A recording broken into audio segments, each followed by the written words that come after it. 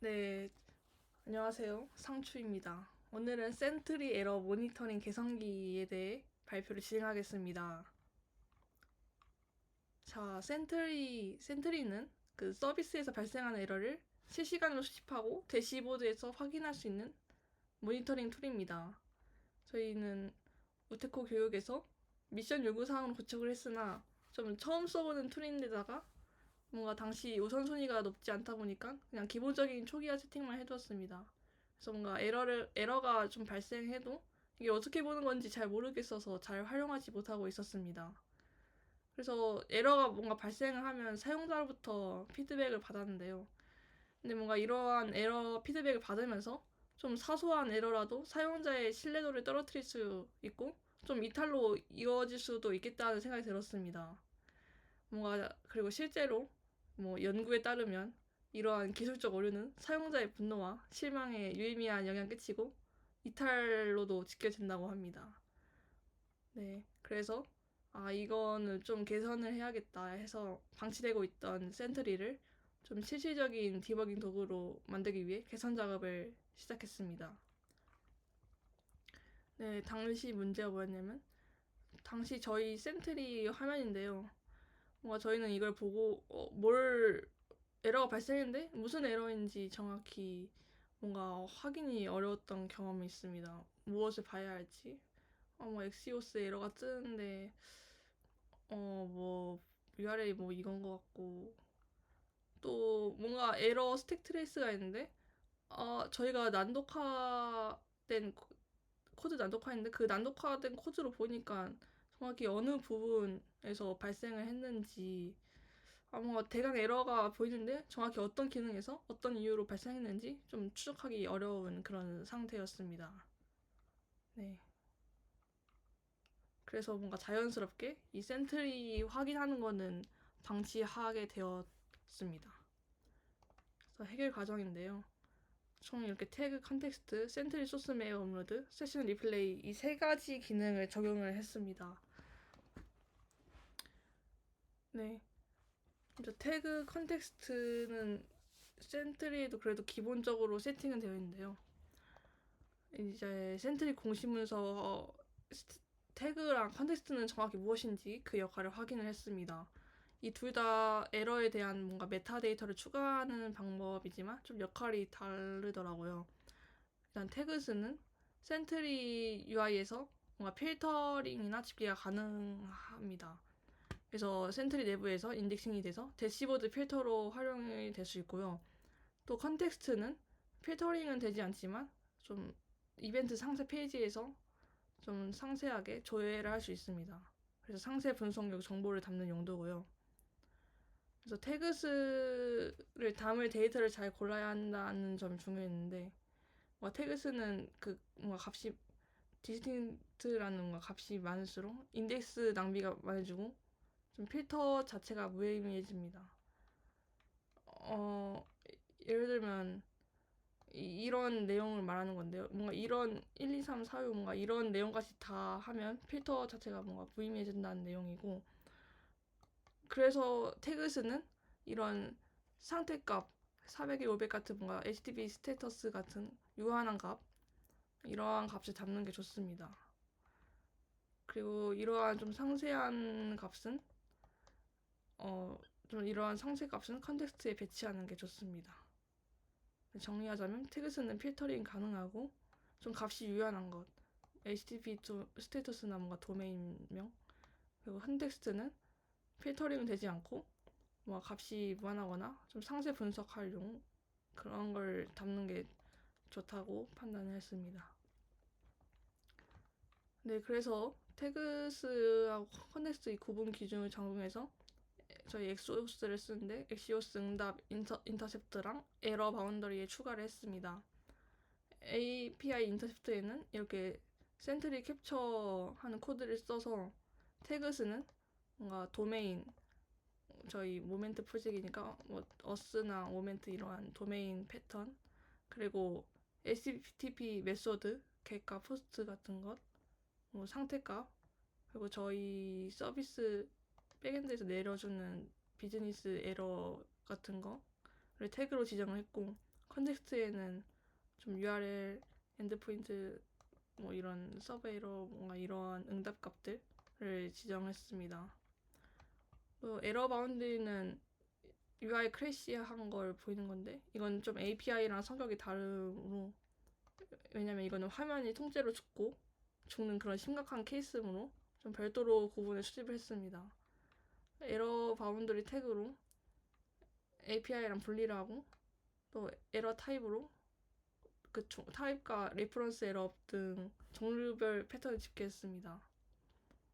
그리고 센트리는 에러 바인드를 더리를 자체적으로 제공을 해주는데, 저희는 그걸 쓰지 않고 그냥 커스텀 에러 바인드를 쓰고 있어서 따로 설정을 했었습니다.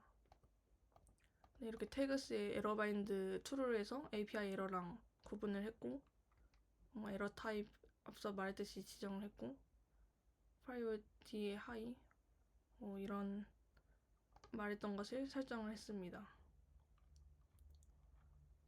그리고 에러 수집 전략에 대해서 고민을 했었는데요. 뭔가 이 작업을 이 센트리 개선 작업을 제가 진행을 했었는데, 저는 처음에는 뭔가 다음과 같이 좀 에러 코드를 화이트리스트 방식으로 좀 중요한 에러만 선별 수집을 하려고 했어요. 왜냐면 에러가 너무 많이 발생을 하면 그것도 뭔가 좀 노이즈가 생기고 좀 중요한 에러를 놓칠 수 있으니까 뭔가 그러한 여러 가지 이유로 좀 중요한 에러만 수집하는 게 낫지 않을까 해서, 예를 들어 이렇게 서버에서 지정한 에러를 이렇게 선정을 해서 그거에 맞게 그 에러가 수집이 되도록 했었습니다. 근데 팀원들이 이제 코드를 리뷰를 하면서 근데 이것보다는 뭔가 저희는 서비스 초기이다 보니까 좀 이런 기준을 세우는 게 너무 섣불러서 좀 이 기준이 정확한 건지 모르겠고, 그래서 잘못된 기준으로 뭔가 중요한 에러를 누락할 위험이 있으니까 논의를 해서 먼저 에러 수집을 다 하고 패턴을 파악을 하고 필터링 기준을 세우자 해서 그냥 모든 에러를 수집하도록 그런 논의를 진행을 했었습니다. 네, 그 다음으로는 센트리 소스맵 업로드인데요. 네, 먼저 소스맵이란 저희 프로덕션 환경에 배포되는 자바스크립트 코드는 좀 번들러에 압축 낸독화가 됩니다. 그래서 에러가 발생하면 스택 트레이스는 에러가 다음과 같이 이렇게 찍힙니다. 네, 미리 좀 화면을 보이자면 앞서 보였듯이 뭔가 이렇게 난독화된 코드가 보이는 게 그러한 이유 때문이죠. 그래서 소스맵은 이 난독화된 코드를 원본 코드로 되돌리는 소위 말하자면 지도 같은 역할입니다. 그래서 소스맵이 적용되면 이 에러가 다음같이 좀 원본 위치로 보이게 되죠.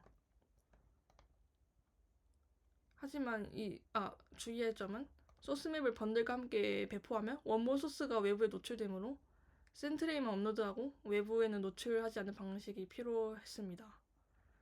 아무튼 소스맵을 센트리에 업로드하는 방법은 좀 여러 가지가 있었는데, 먼저 센트리 CRI로 뭔가 수동으로 직접 업로드를 할 수 있는데, 근데 이 방식은 매 배포마다 직접 CLI를 실행을 해야 해서 좀 누락 가능성이 있고 수동으로 관리해야 한다는 좀 번거로움이 있습니다.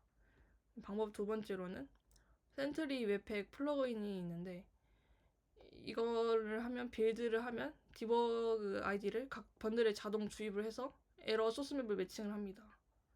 그래서 CI/CD에 통합을 하면 빌드마다 자동으로 처리가 됩니다. 그래서 저희는 이 누락 없는 자동화를 위해 이 방식을 선택을 했습니다. 이걸 적용하는 거는 이 센트리 공식 문서에 잘 나와 있어서 그냥 이거 따라가면 되는데요.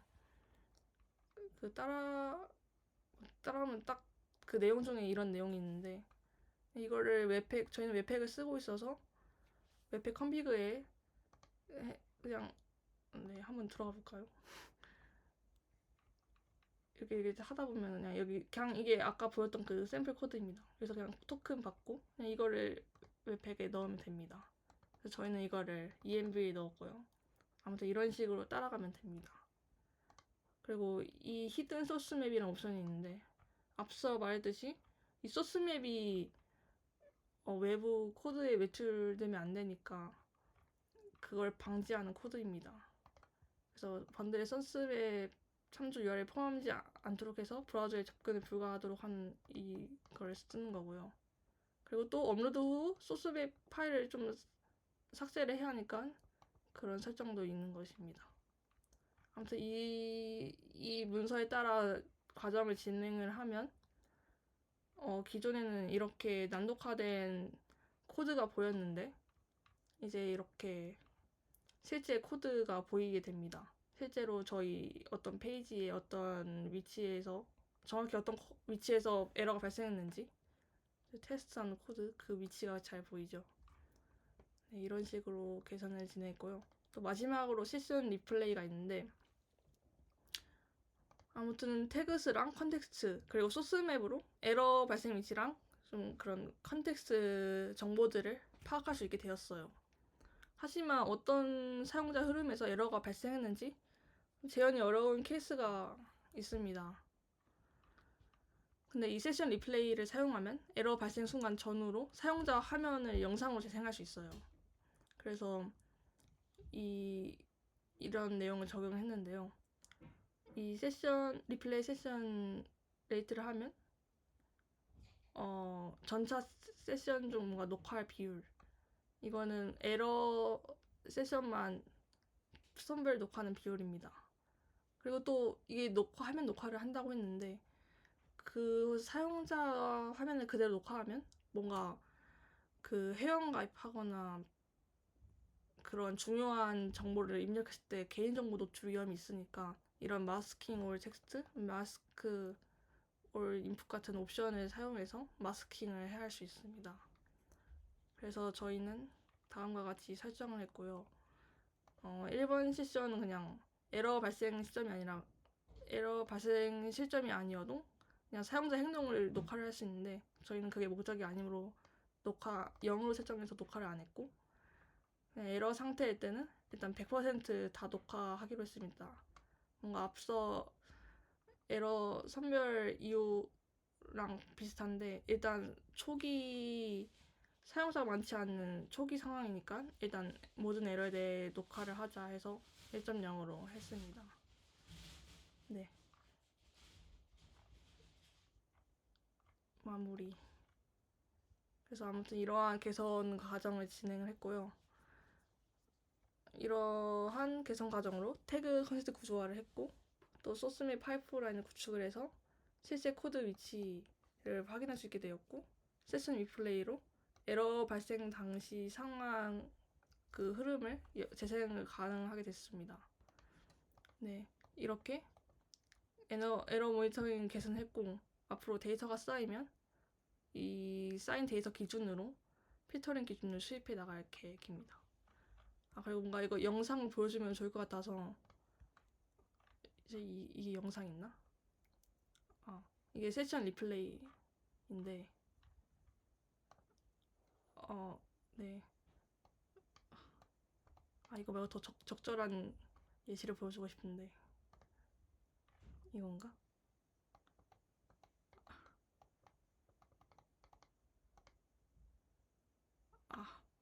더 좋은 예시를 보여주고 싶지만 제가 테스트한 게 이거밖에 안 보이네요.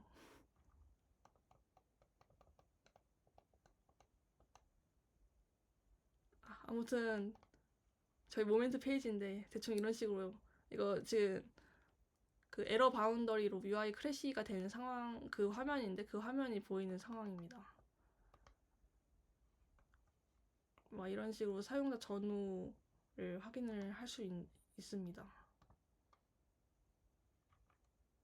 여기 있다. 뭔가 이거 회원 가입하다가 사실 제 정리를 안 해놔서 아무튼 대충 이런 식으로 발생을 한다. 이상입니다. 마무리가 애매했네요. 끝. 네.